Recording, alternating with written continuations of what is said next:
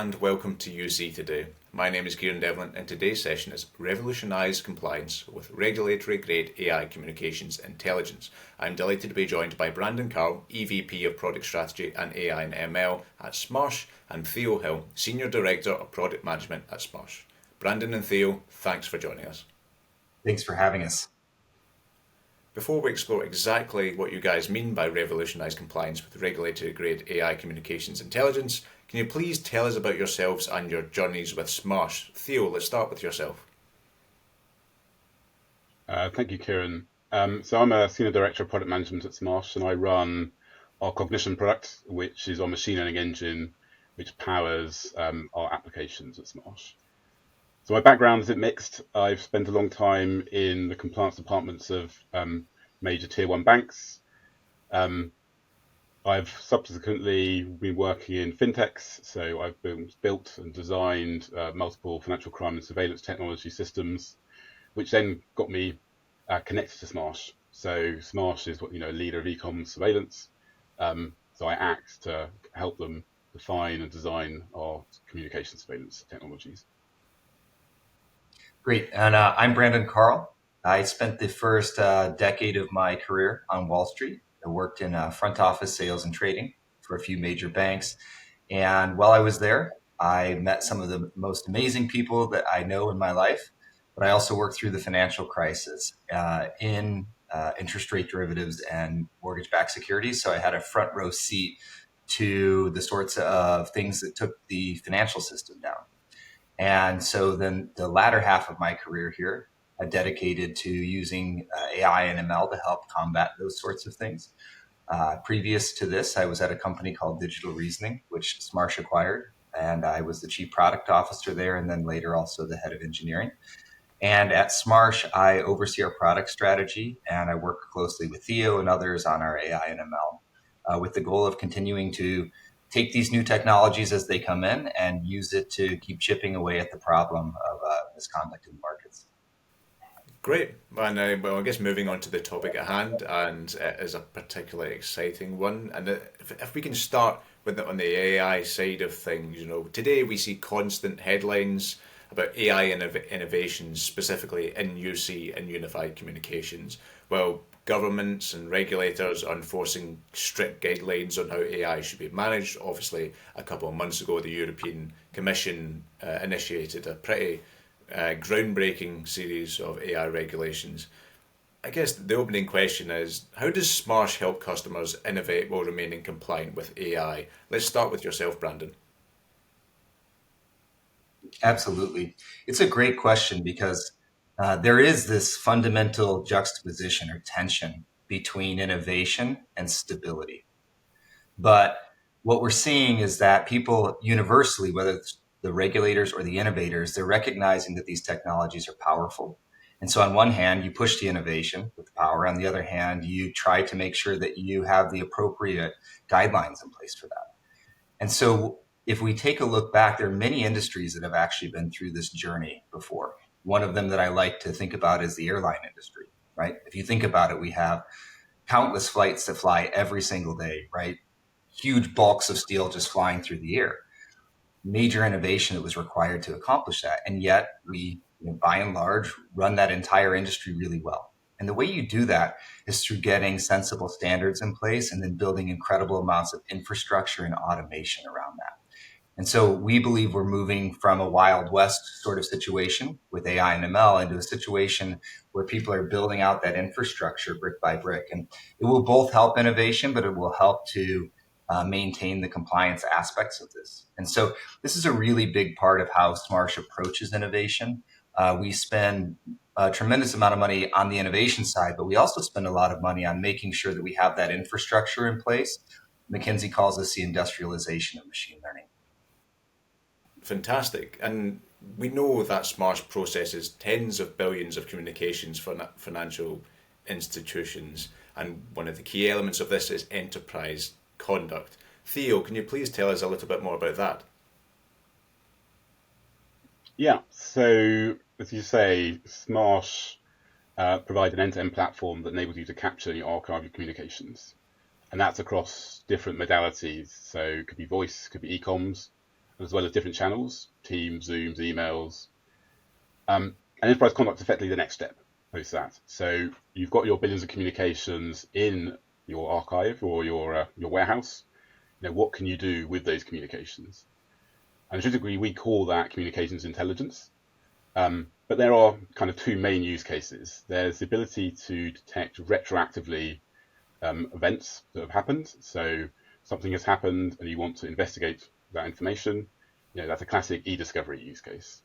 And the other is a proactive detection. So that's trying to detect things that occur before they become issues. So before people actually identify that something has happened externally to your organization. And that's where enterprise conduct comes in. And enterprise conduct effectively is our supervision and surveillance e-commerce platform. It's powered by machine learning, stuff that Brandon is running. And effectively, we use machine learning models to detect risks to your compliance team around things like market conduct, employee conduct, financial crime, so key operational risks that your organization may face. And staying with you, Theo, you guys have a really compelling phrase that's really very eye-catching, which is compliance agility. What does that phrase, compliance agility, mean to you? Yeah, so we have spent a lot of time when we've been designing and building enterprise conduct to ensure that we provide that agility to compliance teams. And the key reason for that is it gives your teams the ability to innovate. So within Smarsh, we see agility as meaning two main things. We mean a system that enables you to be agile and innovative right now, so with the system that you have in place. And secondly, we mean a system that's designed and future-proofed to handle new innovations, and new technologies as they appear. AI and ML is, it's all over the news. Have you got a system that can actually adapt to those changes? So on the kind of first side, agility means the ability to handle those new channels and modalities and languages as they come in. So within a bank and organization, you may have new monitored channels. Can your system handle that? It also means the ability to update your policies and your risk engines to detect risks without going through long sort of internal processes. And finally, it means your internal governance processes. Have you got a system? Have you got processes in place that can get you through those governance processes that mean, despite having all those kind of technical capabilities, is someone going to sign it off and say, yes, you can put that in place? So that's really that agility that we give you, and that enables you to innovate on the current system. But the second bit is really about how we built it. So how we built the system to enable us to innovate kind of going forward. And again, that's two things, and that's more technical. It's really under the bonnet. So have we built user experiences which are can be extended as new kind of capabilities come in? And have we put in things like inference engines that enable us to handle new algorithms, new machine learning algorithms, new ways of detecting risk? So we spend a lot of time doing both. So we built a sort of user experience now that lets you be agile, and we're building and built pipelines and capabilities on the bonnet that lets us to be agile to let you innovate on our tools. And I guess that the big question is AI, since its mainstream explosion with ChatGPT almost 2 years ago now, but obviously for several years before that as well. It is the buzzword in UC and communications, as the buzzword in security and compliance. And I guess very well matter of factly, what would you say really distinguishes Smarsh's AI capabilities? What makes your guys' AI features stand out? We'll begin with you, Brandon. Sure. It's not just one thing, Kieran. It's a great question. It starts with the team. We have a tremendous number of PhDs, book authors, patent holders on the team. And many of these people have been with the company for years and know the problem in the space really, really well. So it starts with that. The second, as Theo talked about, is the system. When we talk about our AI, it's not one component, right? If you take a look across production, development, services, and deployment, there are a good dozen types of machine learning that we actually are able to use and stitch together and bring together. So it's not one bit of AI, it's a system of AI. And that system of AI is very important because it's not that there's one tool that does all of the things. You need to actually have all of the combination of these working together almost like an orchestra. So I think a lot of people think of AI as a single, hit musician, something like that. But when you look at this in a regulatory grade context, it's bringing together that system and putting that in place. And that, of course, still means that we, as you take a look at the quality and the metrics, we're best in class in terms of how we approach those and what those metrics actually deliver. But that ability to stitch that together. And then finally, as Theo was pointing out, it's not only that you have the team that understands the problem, you have the system that actually stitches these all together. They work in concert with each other, but then we enable customers to adapt or customize on top of that so that they can own their own risk. And within that pipeline, we are constantly then moving new technologies in. So even in the next 12 months, you will see us move a number of new technologies in as we determine that they've hardened in the industry and that they're ready for the compliance need. We pull those into the system. So it's really all of those things that come together that create a really special experience.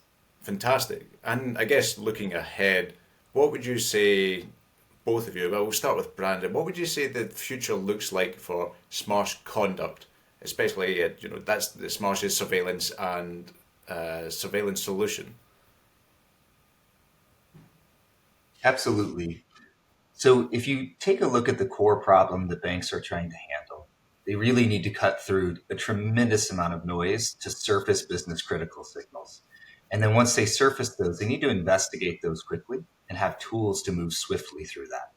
And so as we look at the new potentials, as new technologies like transformers are revolutionizing things, they have an opportunity to help to further cut through that noise. And the goal is you really want to move to a spot where the machine does the tasks, that a machine can do really well, and try to get scale and automation to that. But then you want to be able to, as you have those signals, you want to empower your teams to be able to investigate more deeply. So we really see it as an interesting combination of teaching machines to do the things that they are good at so humans can focus on the things that humans are good at. And right now, for many firms, they have people doing things that are almost machine-like, right? It's almost draconian to review tremendous numbers of false positives. And so what's exciting to us is we've made a lot of progress already on this problem. But as we look ahead, we do believe that you can really achieve that utopia state where you've got people that are empowered and machines who are, taking off a lot of those lower context sort of tasks and that people might not enjoy as much. Yeah, so I mean, I totally agree with Brandon in the sense that there's a dual kind of purpose to what we're trying to build to. But I'd like to point out additionally that many of the kind of new technologies that are coming in, particularly around Gen AI, they are in many ways communication surveillance is that sweet spot. They have been almost by purpose their ability to analyze and not truly reason, but reason according to some people on spoken and written text. It is their sweet spot, and being able to bring those capabilities into enterprise conduct and use them to make our analysts more efficient and detect more risks is kind of critical to, I believe, what we're building out within enterprise conduct. Now, that doesn't mean that other techniques and technologies are not still essential to the capabilities that we have, and they will still exist. So people still use those technologies. They still use those algorithms. So we believe that using the right capability to the right problem is critical.